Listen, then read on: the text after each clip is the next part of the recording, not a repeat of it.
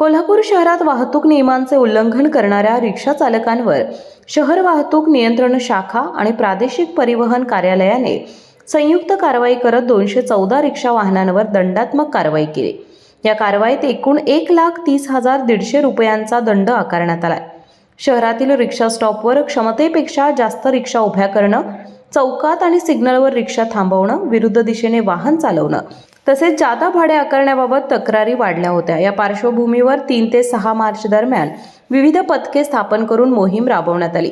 शहर वाहतूक शाखेने 188 रिक्षा चालकांवर कारवाई करून 1,03,150 रुपये दंड वसूल केला, तर प्रादेशिक परिवहन कार्यालयाने 26 रिक्षा चालकांवर कारवाई करून 27,000 रुपये दंड केला। असा एकूण 214 रिक्षा चालकांवर ही कारवाई करण्यात आली आहे।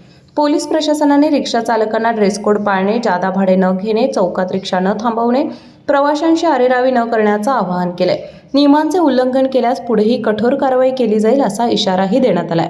सदरची कारवाई पोलीस अधीक्षक यांच्या मार्गदर्शनाखाली उपविभागीय पोलीस अधिकारी, शहर विभाग आणि शहर वाहतूक शाखेकडील पोलीस अधिकारी आणि अंमलदार तसेच प्रादेशिक परिवहन अधिकारी आणि कर्मचाऱ्यांनी केली आहे।